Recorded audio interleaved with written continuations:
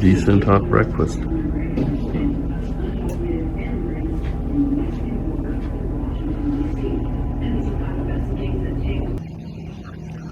Oh, stay at this hotel was not bad at all. They've got a pool at the back as well. It's pretty well attended last night by the kids. Good sleep, decent breakfast, and it's a beautiful day today. Headed back to Houston in a few minutes. Good Sunday morning and happy Father's Day to everybody. Just left the Express Inn and Suites and headed for Houston. Again, I'm doing my navigation via the phone because it's telling me something completely different and a much shorter trip than the Garmin. So Garmin is up to its nonsense again. I'm going to have to look into that and see what's going on with that. But normally it's very reliable. The Garmin was telling me I was going to get into Houston in about 4 hours time, and the phone is telling me 2 hours and 6 minutes. So big difference. Beautiful morning this morning, 82 degrees, a little bit humid. But I had a chance to look at the Garmin settings, and apparently it was left on curvy roads, unknown to me. Or somehow it got there. I can't remember putting it there, but anyway, it was on curvy roads. So when I put it on fastest time, it made more sense, and it's more aligned with the phone and Google Maps. So let's see how it goes. I'm using that right now. I'm on a 19 South, and this is a pretty good road, not interstate. So no amenities really, but eventually in about 40 something miles I'll be connecting to the I-45.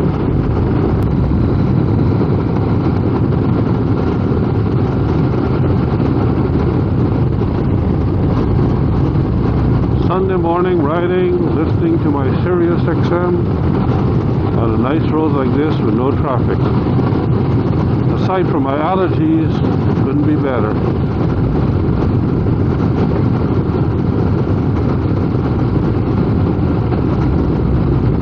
Maybe now is a good time to share some thoughts on the Tracer.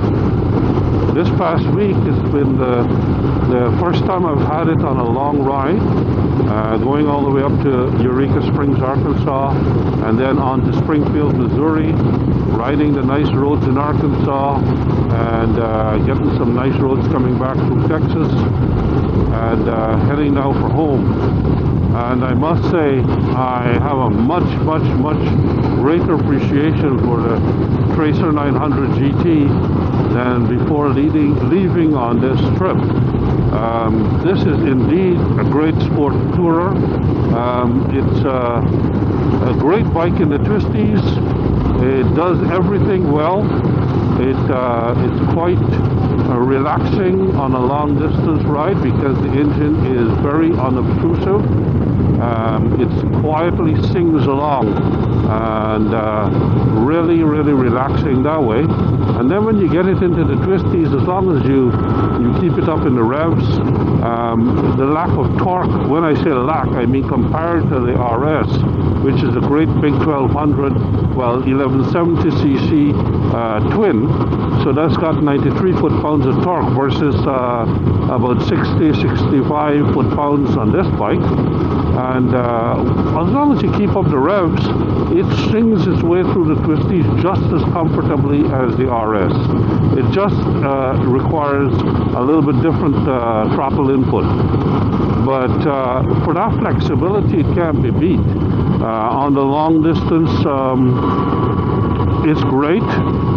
Great on the highway, no blowing around by the 18-wheelers, and you know, or no worse than the RS, for example. But then it becomes really lively in the curves.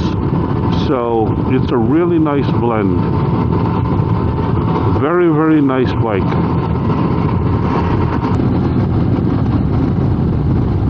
This is the Veterans of Foreign Wars Bridge in Trinity.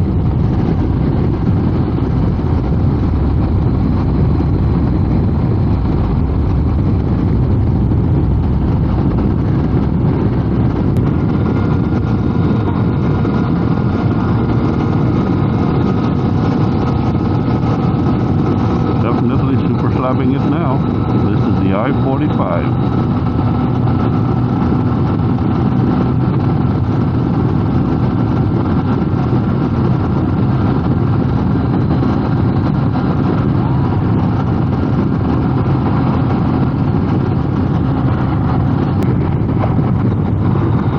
We're going to be taking a toll road here in Houston.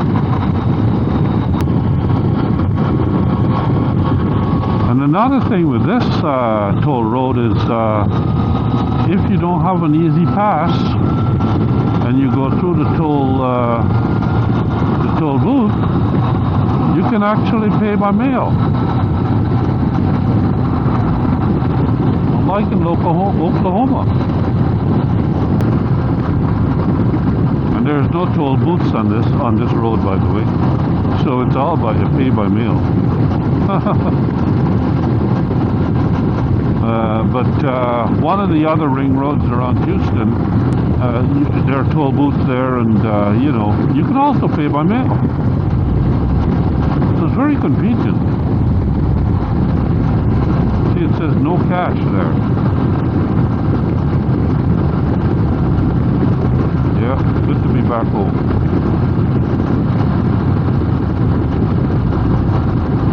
Anyway, I think I'm going to finish this video here. It's been a fairly short ride from Palestine down to Houston, and did it all in one shot, of course. 140 something miles, I guess, and so that's nothing. It's been a great week. It's 9 days, I guess, on the road, and what a great ride-in we had this year. And of course, the fact that it was tacked on to the 50th anniversary BMW MOA Rally in Springfield, Missouri, made it even more special. Next year, our ride-in is going to be a little bit further east, and it's not going to be tied to the rally.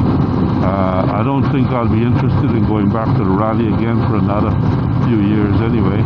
I'm not one of these huge rally goers, and unless they bring it up earlier in the year when it's really cool and I can actually camp, I'm not really interested in doing that for a while. But next year we're yet to pick the location for the ride-in, but it's going to be east.